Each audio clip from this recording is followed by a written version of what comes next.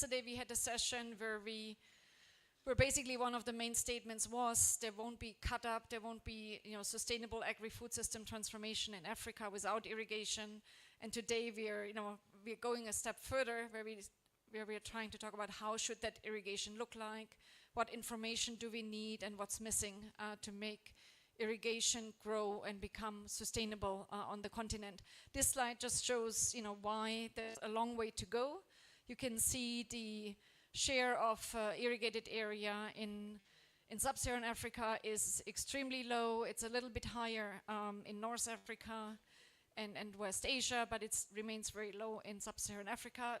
Lots has been written of why, and I'm not going over all these reasons, but the question is why actually we have to change. Why does that ratio have to change? And this is again just studies that we have done at IFPRI, but other organizations have also worked on this topic. So we have done a study a couple years ago, and we should probably update that, given that a lot of things have happened in the last couple of years. We just looked at the change in sub-Saharan Africa's net food import dependency from accelerated irrigation, and it basically goes.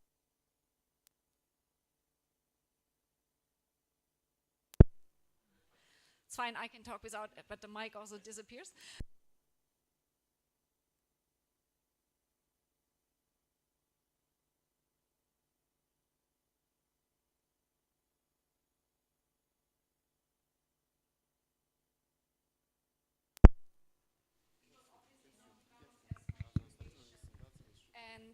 And then the net food import dependency will still be higher at 40%. If you're able to deploy low-cost irrigation, that will obviously be taken up much faster. And then we can get the net food import dependency down to just 17%. So it really depends on how irrigation is being deployed in Africa and sub-Saharan Africa. And then we have also done some work to what extent irrigation supports climate resilience, and based on the ENSO, the most recent ENSO event in Ethiopia, we could show that households with access to irrigation maintained or increased their household expenditures, so it's a clear resilience strategy. And again, they increased their expenditures because food became much more expensive. So basically, it's not that, just to explain why. It's very normal that when things get tough, we have a drought, expenditures have to go up to retain household food security. Very importantly, we have worked for many years on the linkage between irrigation and nutrition, because people always say, oh, of course we irrigate for food security and nutrition, but the linkages are not that clear. But if irrigation is done right, it can reduce wasting in children. There's very few studies have been able to show that, and there's various pathways: increased production in the lean season, increased incomes, better water supply and wash, and the potential for women's empowerment. It's actually very difficult to do that, increase women's empowerment through small-scale irrigation, but there is potential. And then again, the potential for irrigation expansion is by far the largest in Nigeria. There is countless studies have shown that. And the return is much larger for individual farmer-led or small-scale irrigation than for large-scale irrigation. So that's why I think this project that's being discussed is so important. This shows an older study where we looked at internal rates of return.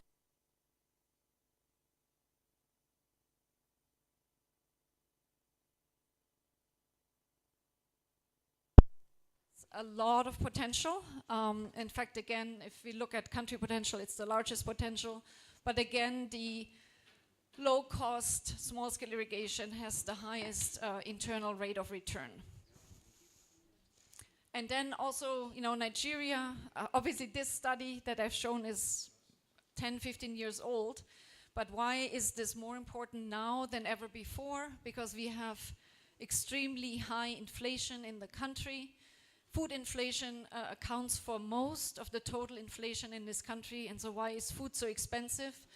Obviously many reasons. The energy subsidies have been reduced, but there are lots of problems for farmers to get inputs, there's lots of problems for farmers to be profitable, and there's lots of problems for farmers to produce throughout the year. And so irrigation, I think, can be play an important role to bend that curve of extremely high inflation, food inflation in this country. And directly linked to the high food inflation is the fact that 15% of all children below the age of 5 in this country suffer from severe acute malnutrition. Severe acute malnutrition means if you do not intervene immediately, you will have irreversible consequences. And that's a very large share. We have very high shares of undernutrition as well in the country, but the severe acute malnutrition, these children can only survive to become healthy, productive adults if we have immediate, if we intervene immediately. That's an extremely high share. Again, irrigation can never and should never be implemented in a vacuum. It needs a lot of other sectors that have to come in. And again, this is what I think we will hear about in the remaining presentations and the discussion. We need supportive policies on governance, private sector development. We need farmer awareness of suitable technologies, farmer access to finance. Other inputs have to also be available, for example, good quality seeds and fertilizer. And obviously we need to know where is the potential of water resources that's sustainable and also land resources. And with this, I just say thanks again to ADUS for bringing IFPRI into this study, also for the Gates Foundation to fund this. And I look forward to hearing the rest of the presentations and to a very successful panel discussion. Thank you. Thank you, Claudia, for that interesting background. I think it clearly shows some of the evidence we generated on the multiple impacts of irrigation, from food security to nutrition, and the child, especially the nutrition component is very, very important. So now let me invite Professor Musa Tuku, is Vice Chancellor of the Aliko Dangote University of Science and Technology, to give us the background of the project and the activities we have done so far. Professor, please. The section chairman, distinguished invited guests, good morning to all. The Irrigation Technology Suitable Mapping Tool project officially at the last quarter of last year, with all the due diligence observed, and the university is driving this project in partnership with International Food Policy Research Institute, IFPRI. The project commenced in February with a launch that took place in February. And the general overview of the project is designed to enhance Nigeria's agricultural productivity by identifying scaling climate resilience, cost-effective, gender-inclusive, small-scale irrigation solutions. And we've designed to leverage on the GIS mapping, socio-economic analysis, and of course, stakeholder-driven insights aimed at addressing the critical gaps in irrigation solutions within Nigeria, and looking especially at the serious neglect and of the organized irrigation system. So the emphasis of this project is to look at small-scale irrigation with a view to identifying the gaps going forward. The key objectives designed to be achieved in this project is to develop a GIS mapping tools for the small-scale irrigation system. And this is carefully designed to identify ab initio the gaps existing, especially the data gaps, and will be generated maps that be used to enhance the decision-making processes. This project is designed to, as much as possible, accommodate the stakeholder insights through HCDs. We've understood that there are a lot of studies undertaken and a lot of work going into irrigation system, but emphasis has been given primarily more on the organized large-scale irrigation. So the initial stage was to undertake a very deep depth review, looking at the existing models developed and the previous publications, interventions by the NGOs and other government and non-government agencies.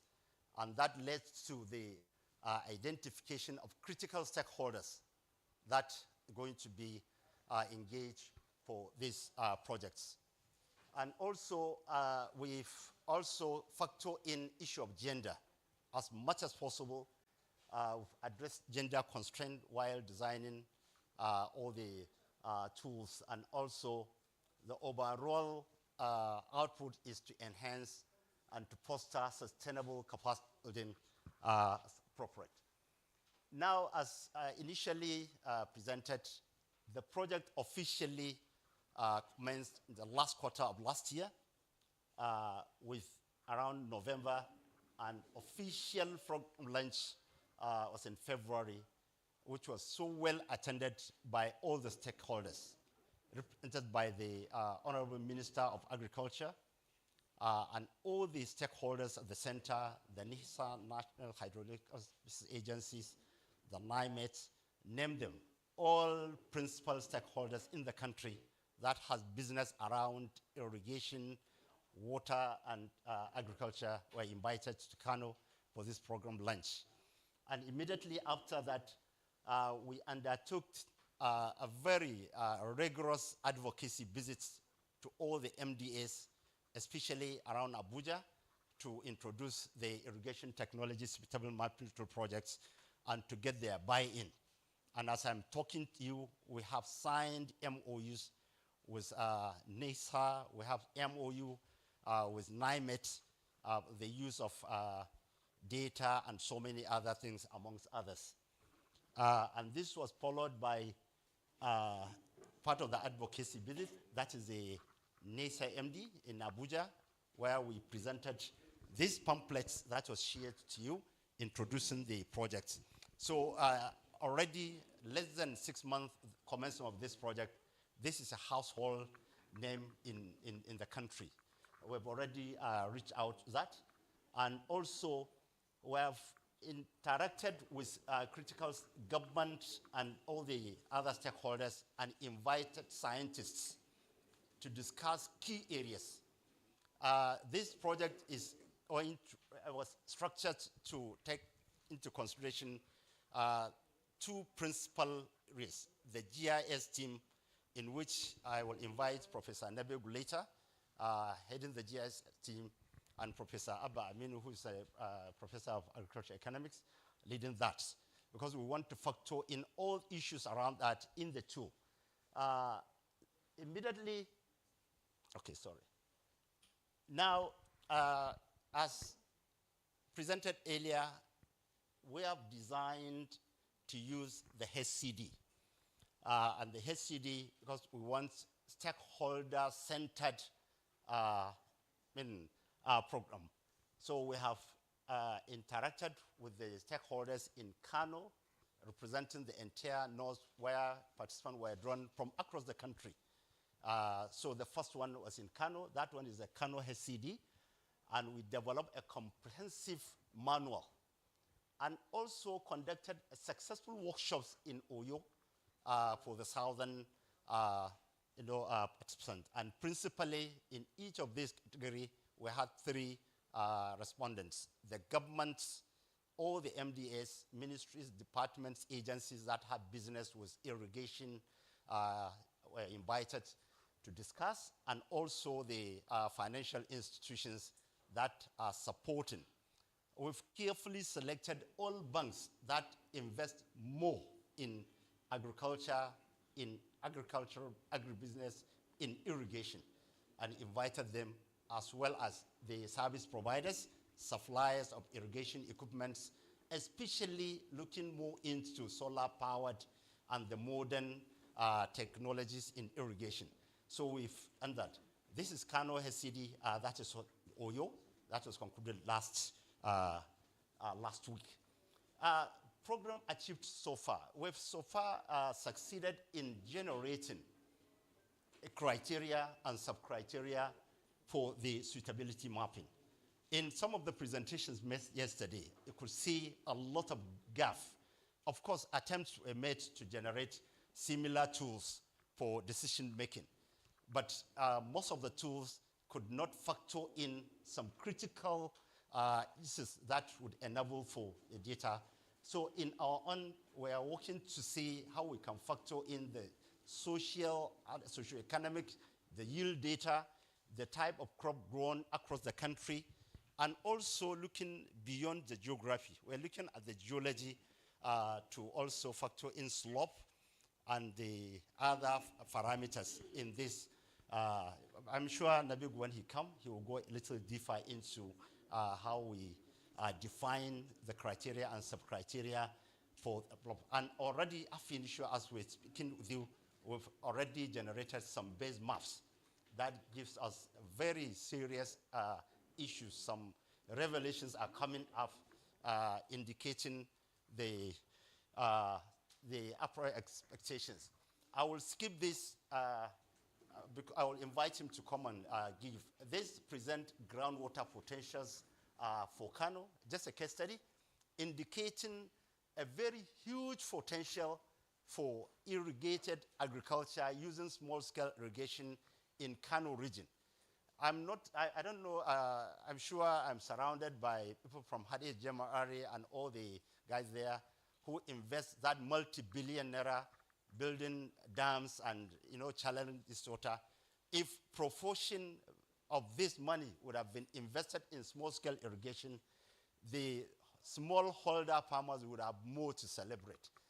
This is one of the things we are likely going to see out of this, indicating, confirming what Claudia is presenting, the potential and the huge benefit around smallholder irrigation in Nigeria.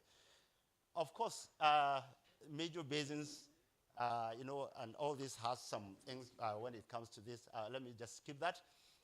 Part of the project as designed, let me specially recognize Gates Foundation for funding this project. And that as indicated, we have advisory board drawn from Africa Union Commission, government ministries, representatives from Federal Ministry of Agriculture, Federal Ministry of Water Resources, the financial institutes, the gender experts are all part of the advisory board, comparing some notes, giving us some insight around how do we work out this. And also, our first meeting for the advisory board is scheduled for tomorrow. Also, we have succeeded in ethical approvals for field data. This is key because it's a cross-sectional countrywide data, and we've already secured that. And this project is being handled, like I said, jointly by the university and the IFPRI, and that we've already designed a questionnaire for the key informants interview and gender-focused group discussions in Kano and Oyo states, among others. HCD workshops with government stakeholders is scheduled to take up in Abuja, especially for the high BI fees. We understand how relevant policymakers are, and we are taking the project to the doorstep of the National Assembly, to the ministries and all this. So that's why we carefully select Abuja for the conduct of this category of the HCD. We have designed and tested the irrigation mapping tools, and we've utilized the comprehensive field data that will inform decision process and followed by the pilot testing. It's expected that series of HCDs going to be undertaken. When the first set of data, the first set of maps is generated, we're going to invite stakeholders to critique and discuss further what do we need to capture, what are the missing gaps, so that by the time this tool is available, it will be a reference materials going forward. Let me invite at this juncture Professor Abba to come and give us insight. He led the HCD team. Then immediately Nabil will come for the other. Then I'll come back to the presentation. Okay, thank you very much. I'm remembering because I'm on the high BI. They just give me this one. I'm not BI. No. So thank you very much. Let me go straight to the point. We conducted a HCD workshop in Kano and Oyo. I think the dates are already there. Okay, they are there already. So next slide, let us go to the results of the HCD. Okay. The HCD is human-centered design, and it was conducted among the government officials, irrigation equipment suppliers, and financial institutions, because they are going to be the users of the tool. So it's user-centered, and these workshops were conducted among the users. Okay. Okay, so this is the result of the HCD workshops. This is a summarized result covering both Kano and Oyo. Some of the key challenges were identified. Data gaps. This is a cross-cutting issue among the government stakeholders. All the agencies were invited, the Ministry of Agriculture in the state, the Ministry of Water Resources, for example, in Kano, where they have different ministry for water and agriculture, and other agencies relevant to water and irrigation were invited in both the states. And these are the common problems, challenges they identified. Data gaps. Specific data, location-specific data is generally lacking, and they cannot do anything much as far as scaling, small-scale irrigation is concerned without data. So data like hydrological data, climate, and socioeconomic data on small-scale irrigation is generally lacking. And then we have fragmented policies. The Ministry of Water Resources, the Ministry of Agriculture, and other agencies are all promoting small-scale irrigation, or they are mandated. So the policies are fragmented, the mandates are fragmented, everybody is doing his own. So this is also an issue. Funding limitation. Generally, there is limited funding for small-scale irrigation of scaling. And then the bureaucratic process is also very inefficient. Approvals are usually delayed. Project approvals, process approvals, all these are delayed because of the bureaucratic process. And then there is also low farmer interest, especially in Oyo State. Farmers, they lack capacity, and they are not even interested in the small-scale irrigation. Because Oyo is under transition, the irrigation is not well established, but it's emerging gradually. But farmers are generally not interested. So government agencies are complaining about this, and this is a challenge. Because to scale it, some farmers are supposed to be interested, but they are not. The recommendations. Okay, recommendations and policy implication. So data collection and sharing is one of the recommendations to solve the problem of data gap. Then harmonizing the policies and approaches so that we work together. Like yesterday, we also discussed this at this level. At the federal level, this is also an issue. But this is at the state level. So we have to establish interagency ministerial working group so that policies are aligned and approaches are also harmonized. Then we have to create awareness on small-scale irrigation potential, and then also build the capacities of the farmers and the agencies involved. So financial institutions, this is the second category of the intermediary actors we interact with. So one of the challenges is high interest rate, which is affecting the borrowing cost. So farmers are not coming because of the high interest rate. Strict collateral requirements. As far as the financial institutions are concerned, formal collaterals are what they accept. So farmers lack the formal commercial collaterals which will give them access to credit. But financial institutions are strict. They cannot accept chicken, for example, as a collateral. What farmers have are chickens, and so it's not possible. They don't accept that. They need a house, maybe in Abuja, in Kano, in Kaduna. Farmers don't have. Okay, then misaligned loan product. Most of the products are not matching with the farmer's seasonal income. Agriculture is seasonal, income is seasonal, but loan repayment is not matched with this. So most of the products they have are not consistent with what the farmers are doing. Then we have limited access to rural areas, insecurity, for example, poor access roads. All these are limiting, okay, time, okay. Okay, sorry, okay, sorry. So the, okay, next, the recommendations are there, next. Okay, I'm used to. Okay, the last one is the irrigation equipment distributors. So these are some of the challenges they are facing. For example, this regulatory challenge is very important. The SONG, the Standard Organization of Nigeria, they go to the retail level, and they also, the customs delay, the forest instability, all these are compounding financial and logistical issues. Then we have recommendations. For example, the procedure for import and the custom operation are supposed to be streamlined, and then the products, the loan products are supposed to be adjusted so that we have option for small scale irrigation. And then we also have, if problem of after sale support and spare parts which are also lacking. So this is also an issue. Next. Oh, okay. Okay, I'm used to. Okay, so the conclusion, let me just conclude. So these are the conclusion. I think we can read through the conclusion. Sorry. So just in 1 minute, Professor Nebegu, sorry. Yes. Yeah, in just 1 minute, a compressed. So unlike my colleague, I want to stay as a VIP because the first few days have been really, I've never been treated as a VIP. So yes. So thank you all. I want to stay on the existing protocol. I think this is the early stage of our work. And this map really generated a lot of interest among the GIS team because Kano State, let me put it in context. Since Kano State was the pioneer in irrigation development in Nigeria as a whole, starting in 1969, and per square meter, Kano State today has more dams, has more irrigation facilities than any other place in Nigeria. And we all know the real issues with irrigation infrastructure today. The dams, for instance, require a lot of money to maintain.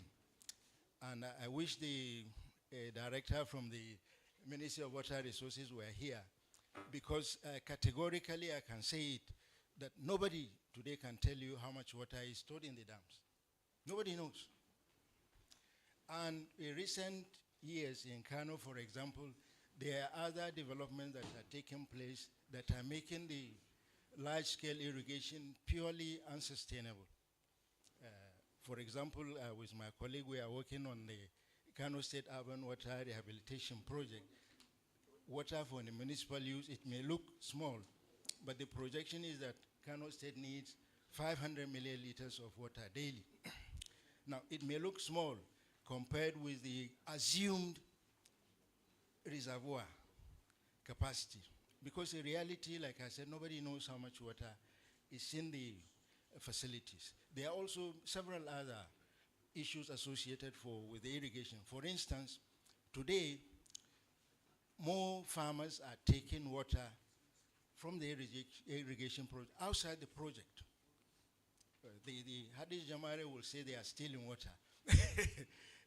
I don't know really whether that is theft or really survival, because a key factor in the large-scale irrigation project is that it creates unnecessary disparity between people. Communities in Kano State, for example, if you look at this side, the dams are located around these areas.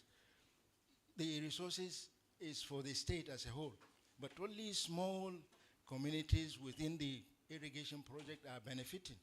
Other areas are taken out. But what this data is showing is that you can irrigate using groundwater in 2/3 of Kano State. And today, the data that we are still working on, I had a lot of argument with my colleague, suggests to me that there is more land in Kano State today under cropping during the dry season than during the rainy season.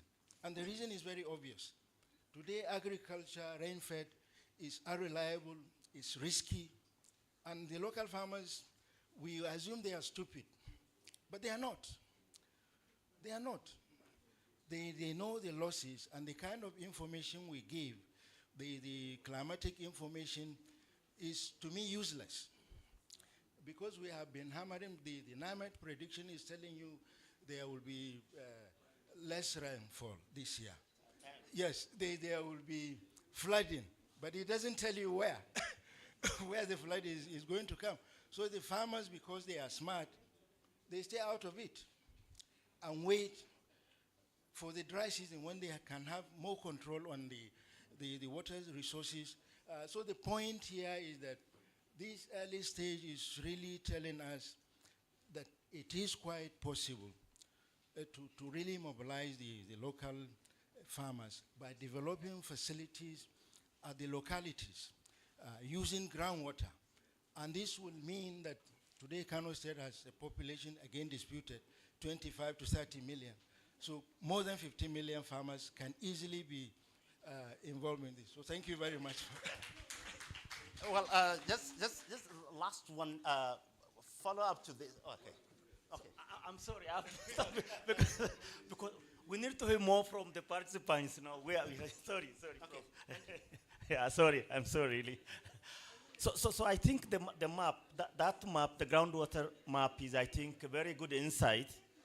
It is still a preliminary. We are still working. That was based on just simply water availability, groundwater availability, but we are adding more other factors, socioeconomic factors, distance to market, for example, where farmers are located and things like. So we'll refine the map as we move on. I'm sorry, Kathy, if you continue, we'll miss the participants. So now let me quickly invite Dr. Sanders Ward from the International Water Management Institute. He's a senior research scientist based in IMI Ghana office, and is giving us some technical presentation from a lot of experience he had over years. Yes. Left with one.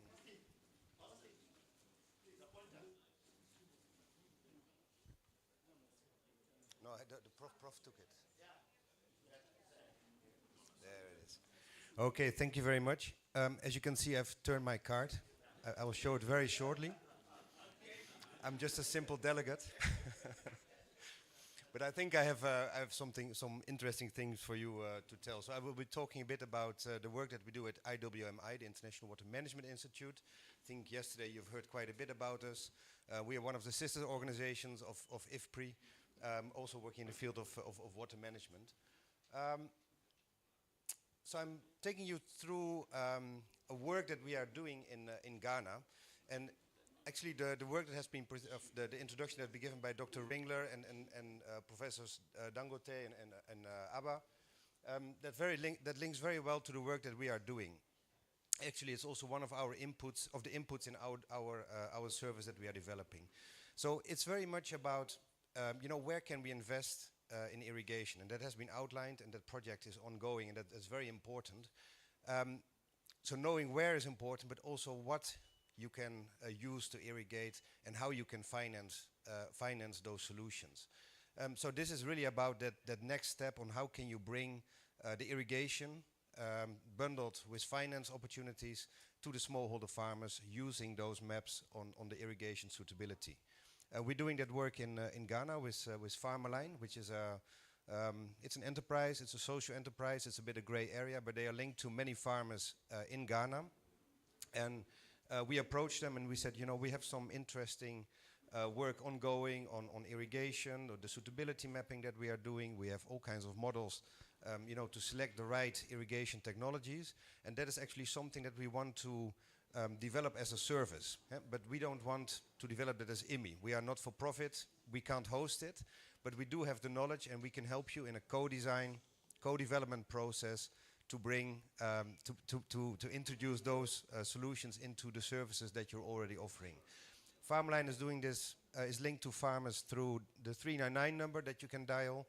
You choose option 1 if you want to buy inputs. If you press 2 if you want to sell your produce. Option 3 is for weather information, and very soon option 4 will be for choosing irrigation, and then you're going through a process. I will show that. This is a video. I already know that the sound is not working. I will still play it. There are subtitles which most of you can't read, so I will just explain it a bit. This is a farmer. She's interested in irrigation, but she doesn't have the technical know-how. She doesn't have the access to the finance. And when she dials that 399 option 4 option, she goes into a menu. She goes into questions that you can answer in your local languages. So you're calling a help desk, in fact. And using that information, we assess the suitability of your land for smallholder irrigation development. So for investment in your own fields, using the location of your fields, the size, the crops that you want to irrigate, etc., your access to groundwater. And then the modules automatically determine they give you advice, actually. So If you have groundwater up to 20 meters and you want to use solar, it gives you the type of pump, the type of materials that you can invest in to irrigate, and it gives you a cost estimate. This is validated by an irrigation engineer from the company, and they then contact the farmer and they exchange on the different options. If there is a yes from the farmer goes into a module for credit scoring, and once that is suited, there will be a loan for the farmer and the farmer can invest.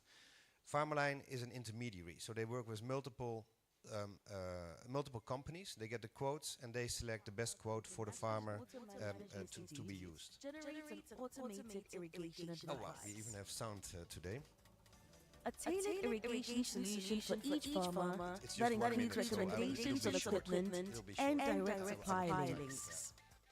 These irrigation solutions are focused on fine. climate-smart irrigation technologies that boost resilience and productivity.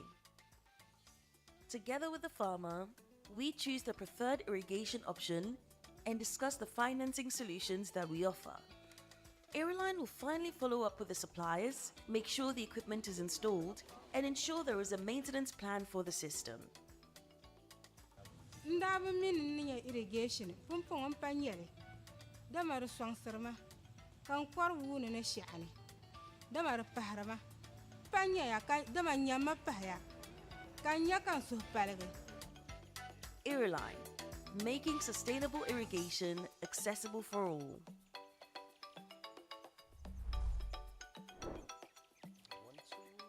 Can we move it forward? I have one more slide yeah, just give me 2 minutes. Can you move it to the next slide? It doesn't work for me. Yeah. So just to say a bit about the suitability mapping, that is something that we are doing too. So we did a whole market analysis, we did the suitability analysis, and actually we have Komlavi Akpoti is one of our scientists working in our office. He's a true specialist on whole suitability mapping, the different approaches in GIS that are available, the machine learning options that are available. So I would definitely say that there are links and that you should reach out to him and have some exchanges on that. So it's been a whole process of market analysis. We've looked at the different options, what are the digital services already being offered. We made a whole inventory. We went down to partner selection, interviews, and ultimately Farmerline came out as one of the partners that who is really genuinely interested in developing the service, maintaining the service, and making it commercial. So that's also a sustainable option. IMI's interest is not to earn money on this. We are not for profit, but Farmerline is interested. We are interested in achieving impact, that farmers actually have access to the technologies, to the financial services, and that they are all linked together, so creating that enabling environment. What we hope is that this service is going to take off and that smallholder farmers in Ghana and possibly also beyond, because Farmerline is expanding, have access to these kind of services. Let me stop there. I think I've talked enough, so thank you very much. Thank you so much. Please, you stay here now. I will not let you go. Please, you stay here. All right. So, because of the time, I can't go and summarize every I have note, but I think we just move on. So, based on the program we have now, the next part of the program is the panel discussions. So we have panelists, and I would like to invite Mr. Bello Yakasi from Aliko Dangote University of Science and Technology to take he'll be facilitating the session. Now, let me call the panelists. So our first panelist is Dr. Tess Russo from the Gates Foundation. Please, Tess.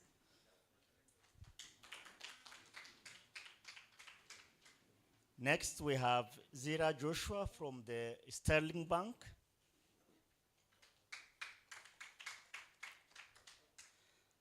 We have Ademola Festus from Kickstart International. This is a private irrigation equipment supplying company. And we have Nasir El Mansur from Hadija Jamera River Basin Authority, Kano. So we have, of course, Sander from IMI again. We put him also as a panelist. So let me give to Mr. Bello to facilitate. Thank you very much. And I think you have done most of the work for me. All I need to do is to ask questions. That's all. And then listen. When Claudia was talking about the potentials of irrigation, I was so elated that at least we have a rope to haul when things get bad. Because if we only had tap only 20 or less than that % of the potential, which means we still have 80% potential to work on irrigation and make the country better. And this is part bolstered by Professor there. But when Professor Musa Tukur was talking about the problems, I was like, well, oops, there's a lot to be done. So my first question is to you, Tess.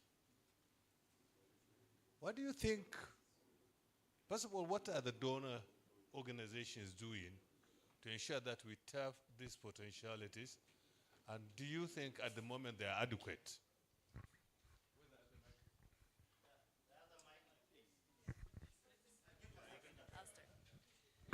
Yeah, thank you, Bello. So addressing these irrigation problems, and I think Claudia did a nice job of showing the whole system of what needs to be in place. There's technology solutions, there's market conditions, there's environmental considerations, policy, regulation, all of this needs to be put in place. And one good thing from the donor perspective is there are many donors who have their own interest areas and strengths. And so we can see different donors that will be attracted to working in different areas across that whole system. We at the Gates Foundation look to where there are market failures that we might be able to address either through technology innovation. So in the irrigation space, we're looking at, can we lower the cost of a pump? You know, what could we do to improve the manufacturing process, the design of the equipment to be more appropriate for small farmers and cheaper, more accessible. We're also looking at what global public goods, what analytical tools that are publicly available or insights can we help support where there's not really a market for them, but it will bring others into the market. So it'll smooth the entry for financial institutions or for those private sector players.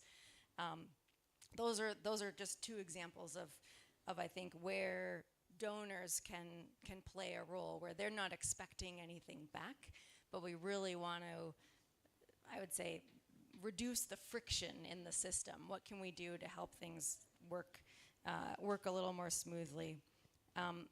The other thing that I think a lot that we do and a lot of donors are emphasizing is, are we listening to the local partners and stakeholders around what the problem is and ensuring that solutions are co-developed and owned locally.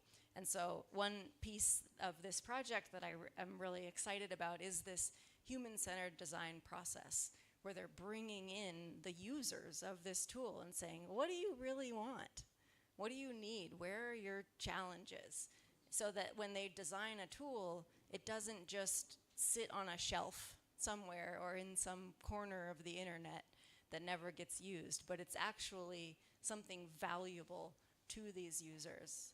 Because that's what, obviously, we're all trying to make change and progress here. And so that's an approach that we take. I think the other perspective from the donor piece is that we want to empower the system in such a way that we don't need to be here anymore. Ideally, you know, there wouldn't be a disparity where you have donors and recipients in the system. And so we want to do things that will catalyze the system to sustain itself so that the donors are no longer having to engage. And I think are donors doing enough? No. But I think, so one thing that we also are doing is we do a lot of advocacy. So we meet with other donors and say, what are you doing to support small-scale farmers adapt to climate change and scale irrigation? And what are you doing in Nigeria? And so we can have those conversations to try to bring more funding into the space. Yeah, thank you. Thank you very much. Tess is from Gates Foundation, and she represents the donors on this seat. And I think you've done justice to that question. But then you talk about technology and equipment which are very costly, right? No, give me the microphone, sir. Can somebody, I don't want to overstress you. You've traveled a lot. So, so we can pass it whenever. I want my next question go to Joshua from Sterling Bank. You see, all these things cost money, and you've heard Tess said that the donor are not doing enough because they just can't do enough. They can't just satisfy all the needs. Now, the next option is commercial, financial, or what you call alternative financing, and the commercial financing should come in to fill the gap. But our HCD in both Kano and Oyo, with all the three key stakeholders we are targeting, the government personnel, the input dealers, and the financial institution, all said that there isn't enough money flow into irrigation from the commercial banks. Why is that so in Nigeria? Okay, thank you so much, and good morning, everyone. So when it comes to banking and agriculture generally, the thing is, the banks are there to support the agriculture. And now let me talk from my end, from Sterling Bank. We've done a lot when it comes to funding agriculture, and we don't actually choose which part of the value chain that we fund. We fund the entire value chain. That's from the pre-upstream, then the upstream, of course, pre-upstream, those supplying inputs, perhaps, and then the upstream, maybe the main cultivation, the midstream, processing, and the rest, and then the downstream when you do distribution and sale of maybe your harvested products. Now, coming to irrigation, when I saw the invite, I was so elated because this is something I've been shouting in my several meetings, be it with CBN then and so many other people. In my own layman's thinking, I said we have a lot of dams in Nigeria, but we continue to have flooding. What happened? Why are we having flooding? Look at what happened in Borno State. Was it last year? Causing a lot of collateral damages. Had it been we make use of that water, will it overflow? So I don't understand why we don't even make use of our dams in the dry season, and every rainy season we keep collecting water. We keep accumulating water. Look, for those coming from Lagos Ibadan Expressway, there is this, is it Osun-Ogun River around Maboro? Is it 2 years or after 2 years? They used to release that dam, and the whole place will be flooded. People will be ejected from their homes. Why are you collecting the water during the rainy season if you don't make use of it in the dry season? And if we look at the way we farm in Nigeria today, most of our farming survival in Nigeria in particular is wet season. Dry season farming perhaps maybe 5 to 10%. Now we in Sterling, I can tell you that we've done a lot with people in irrigation. When people look at challenges, if you remember, so what we do is to make sure that if you are into mostly smallholder farmers, those smallholder farmers, we try to aggregate them. One of the challenges we do have is funding you as an individual. We want you to be in a contiguous location, having a large expanse of land. Now, that's very key for us, because if we are funding you, we know that you are in a community where you can make use of so many, facilities. Now, for those coming from Yobe State, on your way from Guru to Gashua, I've funded a project. Now they did 3,000 hectares in wet season. In dry season, they are doing 6,000 hectares. And irrigation, solar pump, everything. If I have something, I can project some of them here. What is happening now? And why are we funding the individual? Because he has people that would take from him. Another thing, challenge we have with funding is your route to market. We don't want to fund you and you don't have a structured market. You can say you will sell. Yes, we know there is market in the open market, but the bank will want to, so that tomorrow if you harvest, you divert it. No, we have that challenge. So if you are harvesting, let's know that there is somebody who is taking from you, who will process, let's say, for example, rice or maize. If you harvest maybe 2,000 tons, there will be somebody who will take that 2,000 tons, take it to their factory to process, to do value addition. So that is one of the things we do. We fund it. We don't have funds now as intervention funds. We don't have it. Everybody knows there is no single-digit fund. And we've partnered with some international organizations that we funded some project till last year around July at single-digit.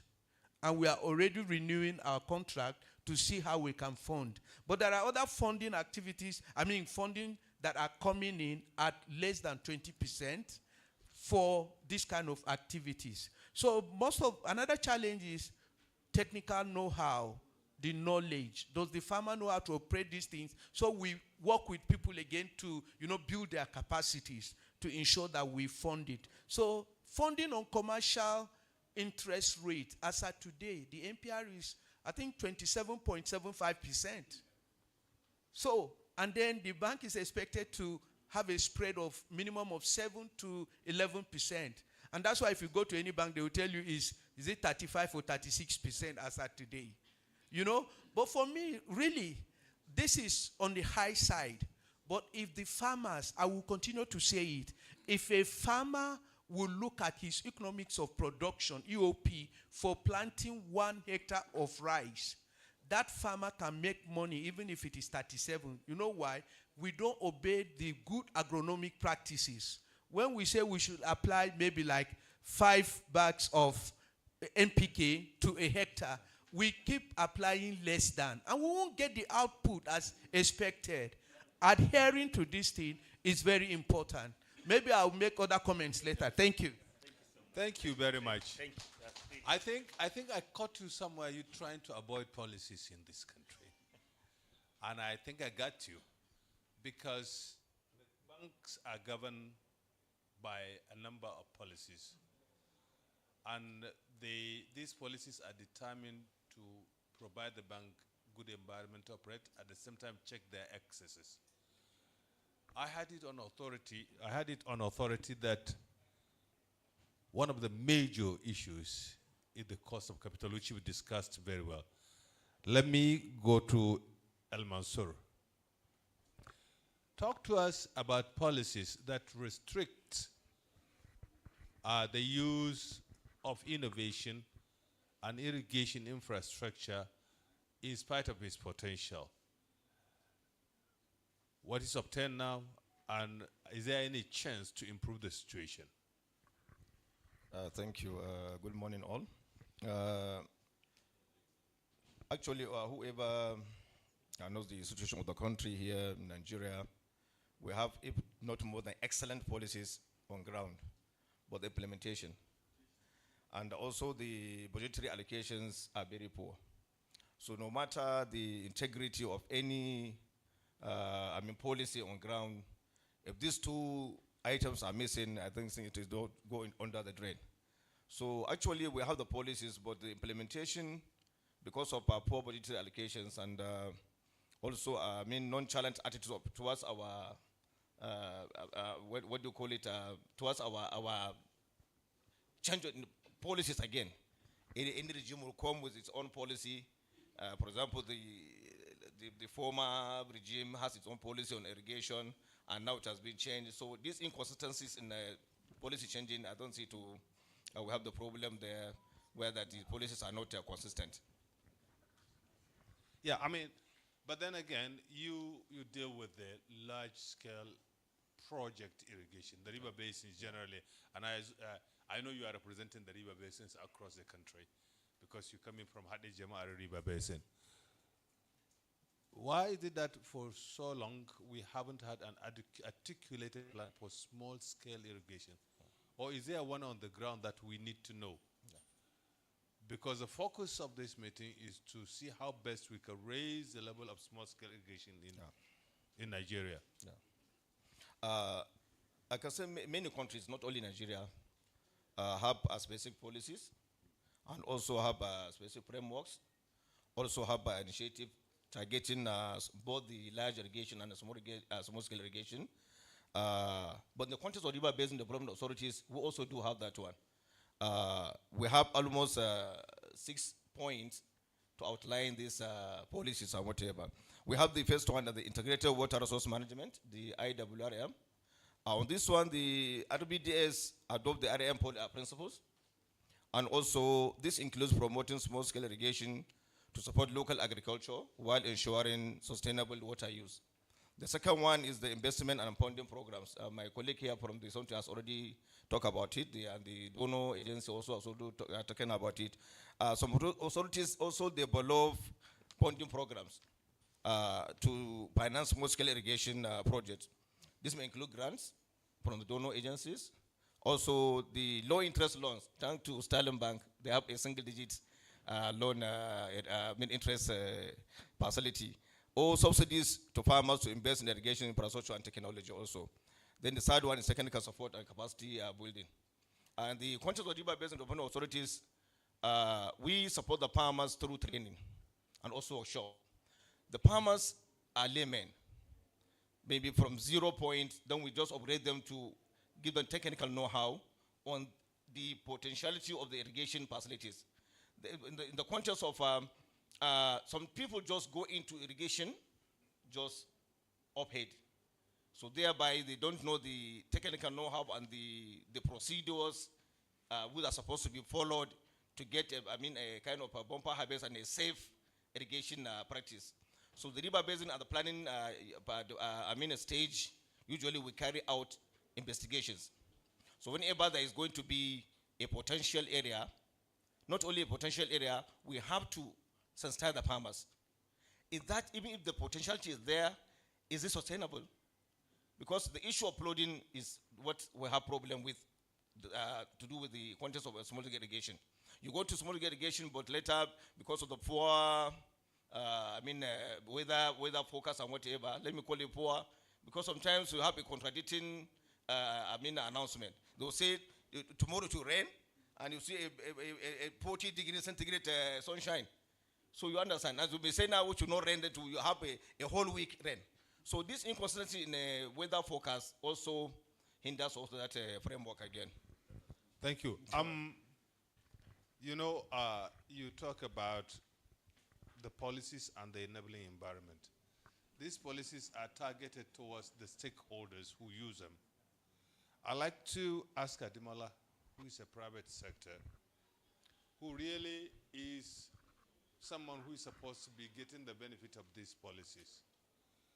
My question to you is, are this policy environment good enough for your operation?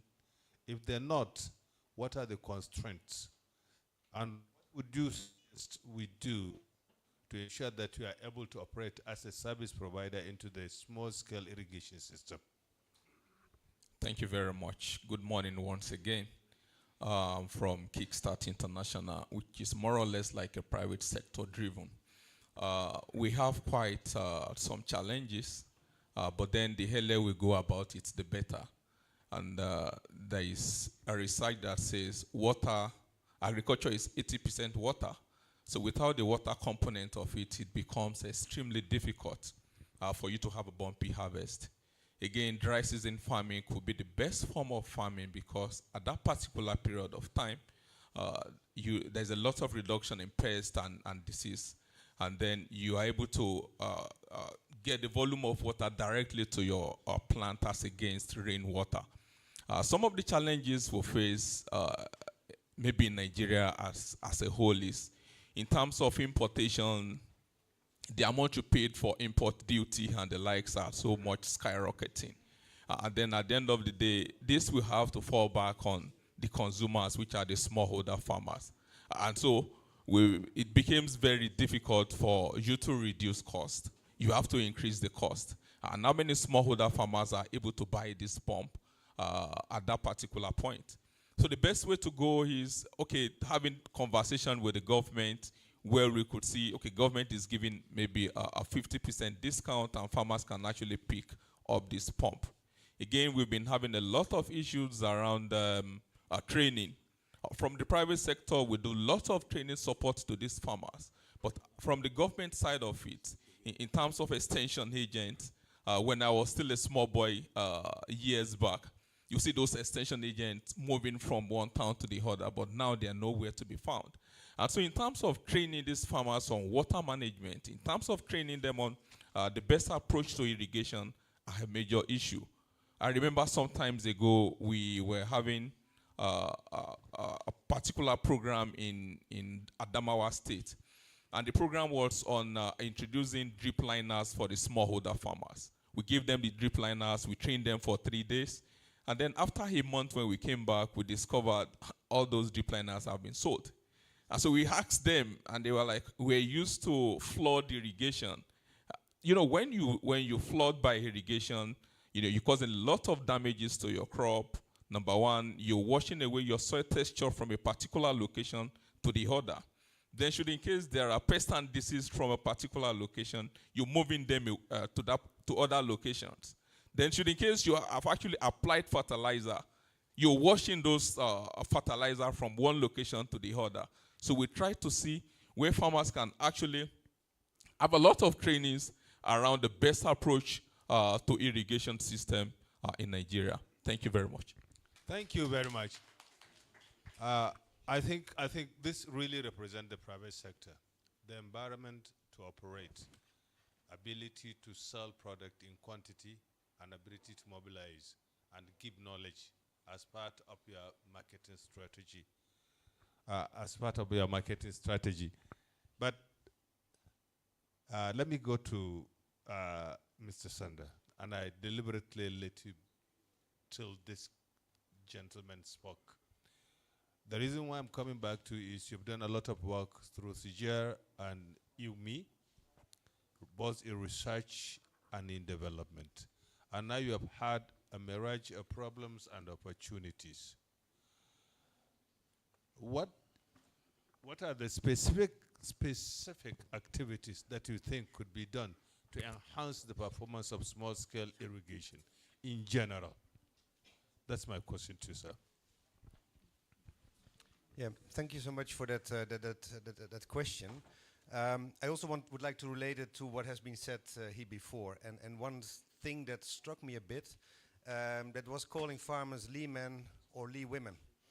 I think farmers are not ignorant, and they know very well what they want. When I went to the north of Ghana and you ask farmers, you know, what are your challenges? They come up irrigation. We want irrigation. That is our major challenge. If I can invest in irrigation, then I have water security. I can go to double cropping, triple cropping. I've even talked to a farmer who went to 4 harvests per year only by investing in irrigation. The challenge is the upfront investments that farmers need to do, and that is a major challenge. I also heard about the single technology approaches where you offer technology to a farmer, like irrigation. The problem is indeed access to the market.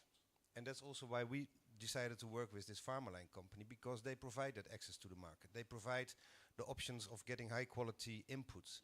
So you don't offer one single technology or something, or giving something. We don't give anything. I think that is the worst that you can do, because there is not a demand. That is not the farmer-centered approach that you want.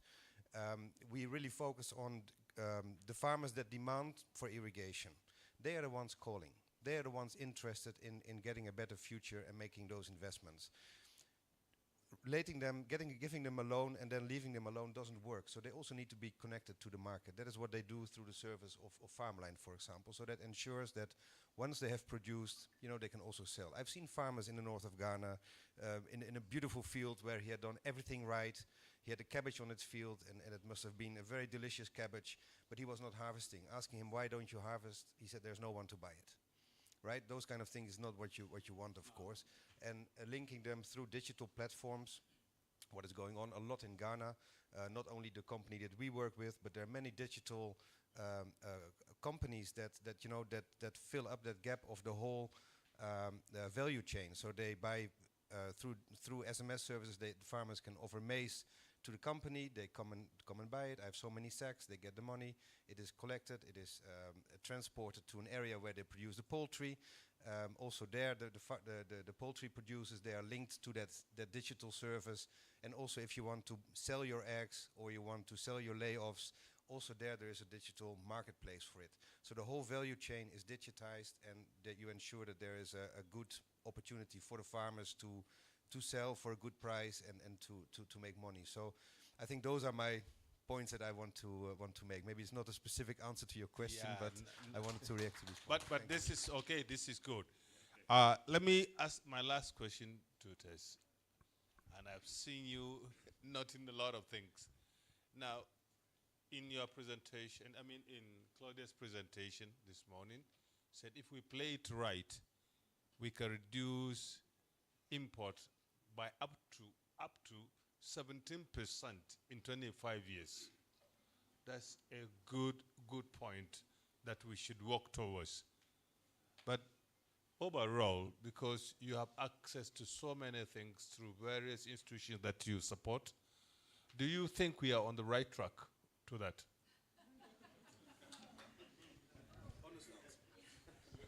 Thank you for the easy question at the end.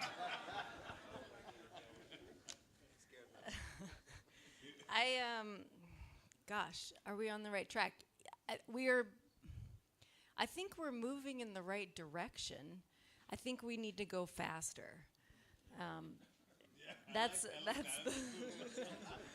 and I think we need to go in a more coordinated way. I mean, at least what I see from the donor perspective is there are many donors who want to reach this end goal, but they're going in different directions or taking different paths, which is okay. We need to cover multiple paths, but we can't do things that are at cross purposes to each other.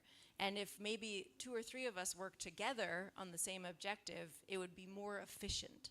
And so I think the going faster together would be my recommendation. I like the answer. We should go faster. Yesterday, there was a discussion. I'm closing.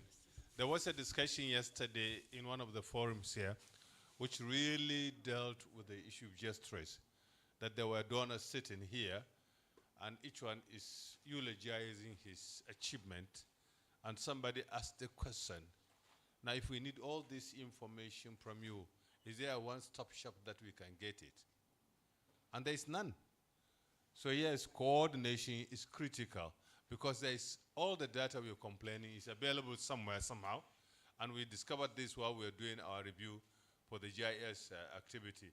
There is almost every data you need, only that you have to know where it is. There's no one respiratory position where you can go and get all this information. So I want to thank you all for being with me for this short while. I hope I didn't ask the pressing questions.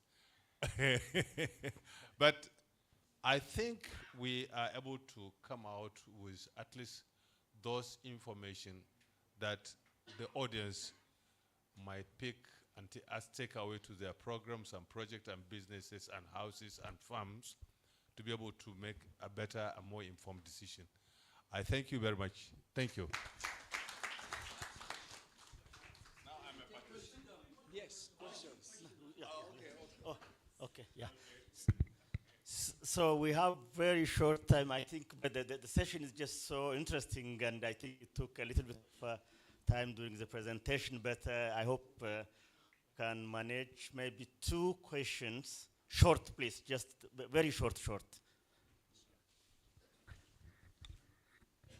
My name is Rabi Abu Bakr. I first appreciate the findings of the study done on this farmer-led irrigation technology, as it is one of the last solutions for a farmer-based irrigation system, because he owns the land, he owns the management, and he is free at the disposal of what type of technology is driven for him. Prof, my concern is on the financial aspect. which the Stalin Bank has just discussed about it. I was a member of the analyzing committee for the Central Bank of Nigeria in Kano for 5 years. All loans given to farmers at the end of the year will sit down and evaluate it to see the functionality of those funds, how they were transmitted, how they were applied, where, by whom, and many things. And the result was farmers, sometimes they cheat themselves. You give them the money, they divide it and get married. They divide the same money and build a house. They divide the money and do many other things. So these are some of the challenges which I didn't see as part of your analysis. The second thing is, if they are provided with the inputs as an empowerment, somebody was just by the door, bring the solar pump, bring the generator, he will pay him back unless about 40 to 30%. While the bank has already provided the facility for him to go and, so please, I hope you will consider this type of problems. Okay, I think we have the second person here. Please, let's make the question short. Thank you. Okay, it's more of a comment. Good morning, everyone. I think one of the speakers was saying that irrigation mandates are fragmented. That's not really true. For example, irrigation, the mandate for irrigation is domiciled, at least as of today, in Federal Ministry of Water Resources and Sanitation, the Department of Irrigation and Drainage. But all other agencies want to do irrigation. For example, recently we saw in the papers that an agency called National Agency for Science and Engineering Infrastructure wants to do irrigation. So what that agency should do is partner with the department that is mandated to do irrigation. But if you look at their own mandate, there's nothing like irrigation, development of irrigation. So development of irrigation, as far as the federal government of Nigeria is concerned, is domiciled in Department of Irrigation and Drainage, Federal Ministry of Water Resources. Even the Ministry of Agriculture, they should liaise and partner with the Department of, that is Federal Ministry of Water Resources, to develop irrigation and drainage. Then the second one is that somebody was talking of a dam that is full, and that if it's not being used, it should be emptied. Like talked of the collapse of Palau Dam. Dams are usually created for water supply. However, there are other objectives like irrigation, maybe power supply, and then maybe flood control. However, usually the main purpose of, so if you go and empty those dams, it means that the purpose of that dam will be defeated. So what should happen is that those who own the dams should properly operate and manage those dams. Thank you.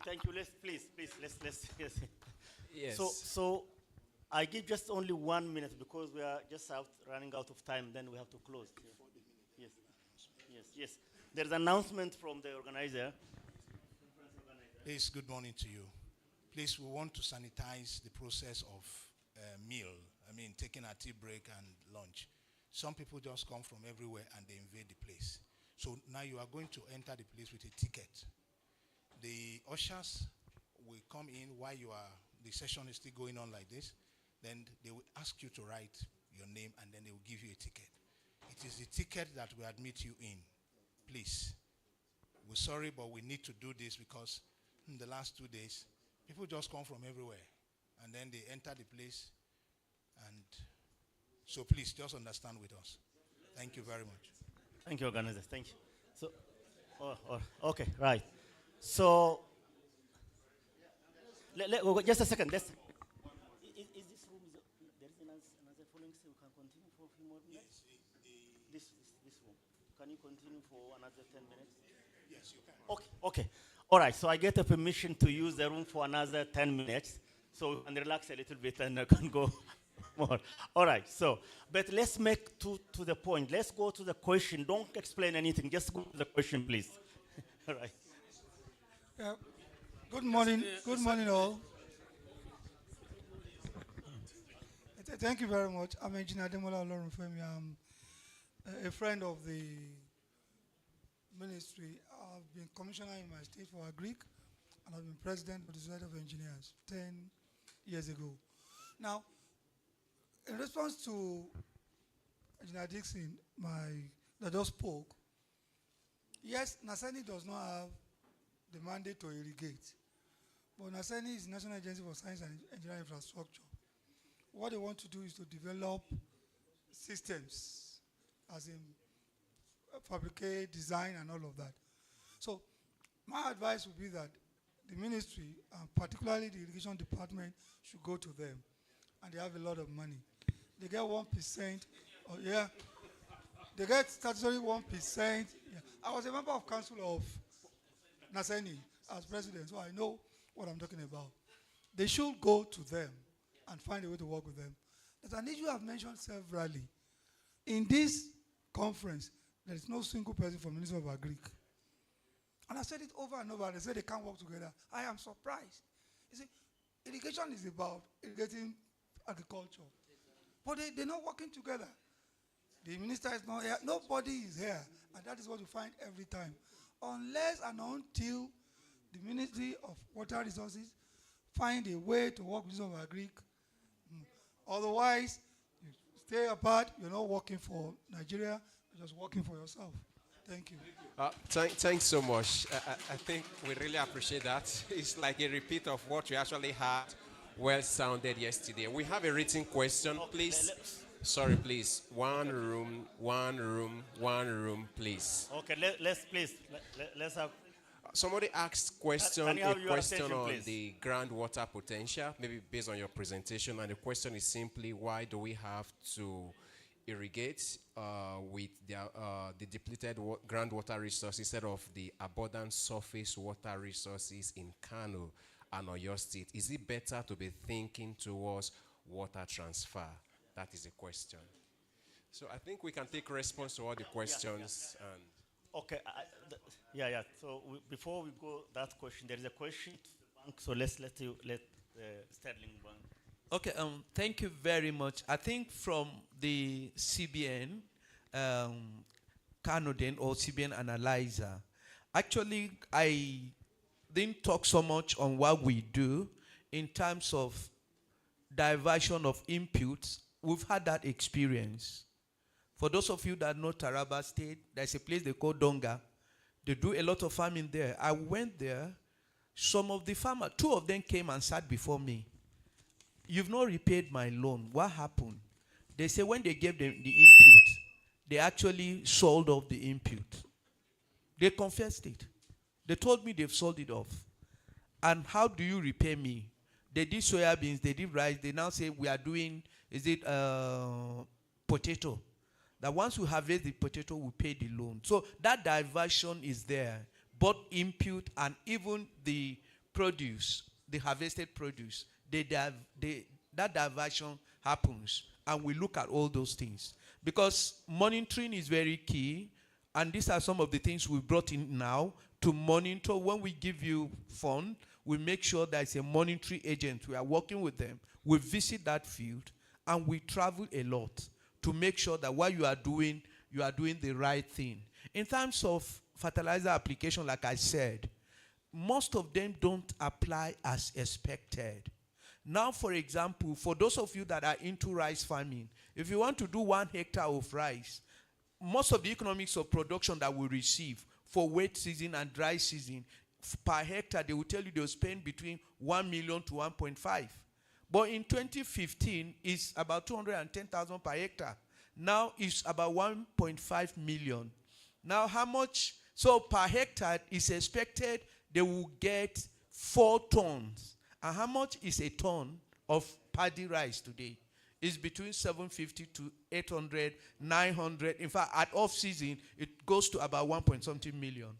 Now multiply, let's say, for example, 750,000 times 4 tons. This is almost about 3 million.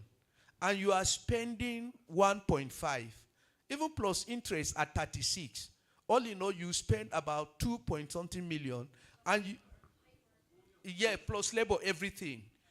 Yes, and even the bank's interest, even at 36%, you still make close to $1 million. So it's still profitable. Can we actually disabuse the mind of these farmers? Let them think of, is when we adhere to the good agronomic practices, we'll get the best outputs. And then we'll pay our loan comfortably. So the issue of we need intervention fund, we need grant, we need this, I think we should disabuse our mind from it. Let's even think of doing something right. And I'm telling you, farmers will continue to feed this nation and will continue to do well. Thank you. Thank you. I think that's excellent point. So I think before, yeah. So we close. Yeah, we close. Oh, there is a ground question. So while inviting me to attend, as an economist, I'm into dry season and rainfall season. I can go into dry season farming with that certainty without having to invite any insurance and get that yield. Is more stable, and I have that certainty I'll get my profit. Yeah, so it's still profitable with all these things. So that's what we're advocating. I want to go by the presentation from Stellenbosch. The issue of drawing water, this is a natural resource. What we're talking about is that, look, you have that freedom to draw when you need your water, and you can, to the nearest, will predict your yield. You will look at the geography of the coast. I think, you see, somebody made, to me, what seems to be a very categorical statement, that there is maybe over-exploitation of the groundwater. Now, one of the things we established when we started this work, surprisingly, is how very little we know about our resources. What he said is just mere speculation. The data is proving otherwise.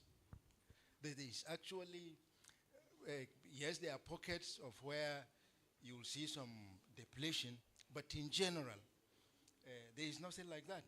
And secondly, let me just give, I know that we highlighted this. In Kano, for instance, the average amount of rainfall every year is 800 millimeters. Now, only 2% of that is utilized. 98% is just wasted. It flows as runoff. The Hadej Jamara is here. And I think based on the existing capacities, even less than 2% is stored. So what are we talking about? So I think let's put aside speculation. We are talking about real data. And I think this should be our focus, that we should be guided by data. We know very little about our resources, and we can't succeed in taking any decision based on speculation. So there is no... Yes. I think that I have a different perspective from what you are saying. The question is, we have abundant surface water, so why are we exploiting the groundwater? Why don't we reserve it? I think that is the question, if I understand. Yes, it's already abundant on the surface, so what are we doing with the groundwater? I think it's simple, even though maybe my biggest, do I say, economist.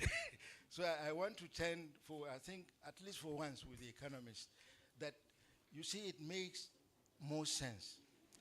What you spend taking a liter of water from the ground is just a fraction of this infrastructure. She's talking about diversion. Do you know the economic and environmental cost of moving water from one area to the other?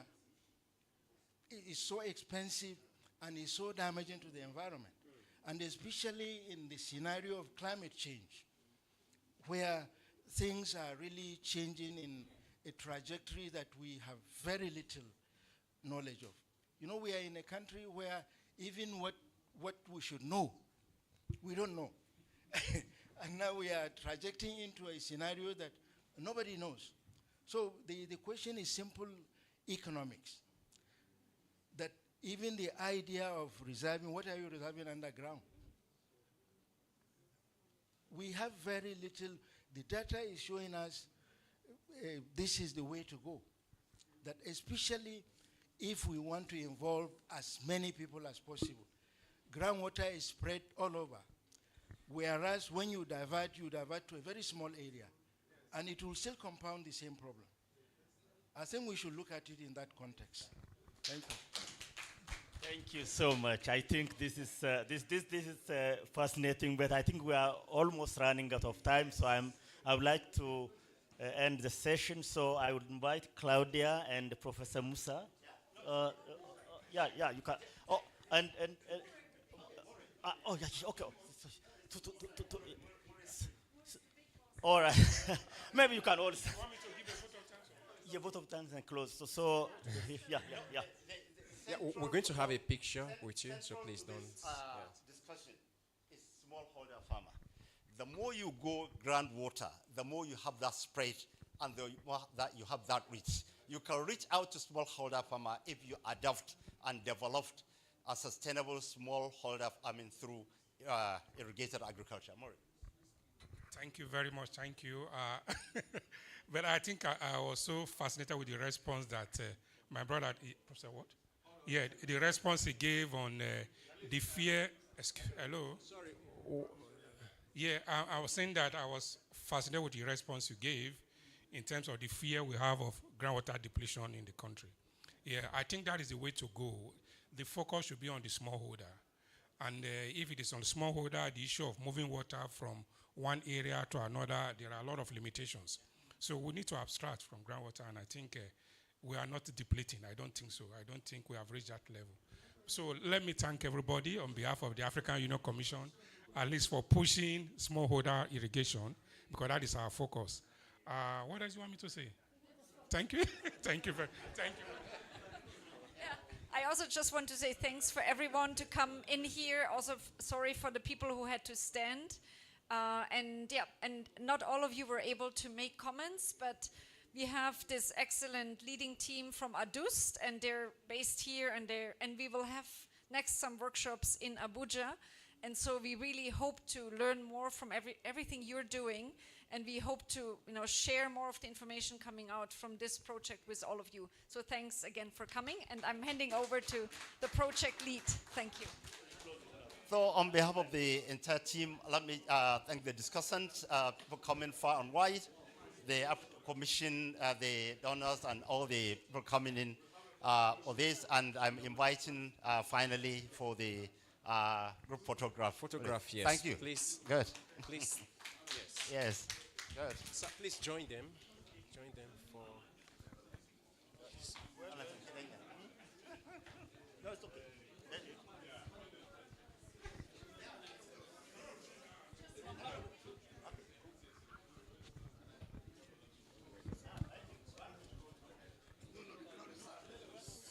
No, please, for now. Those guys, that is enough for now, please.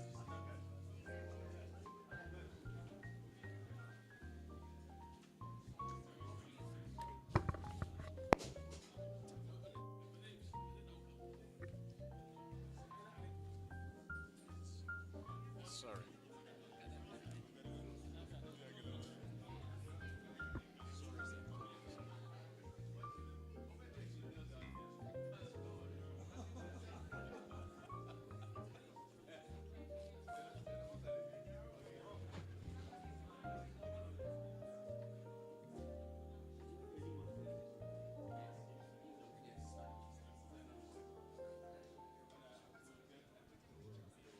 Okay, I think as many as we can take, please just join so that as many that the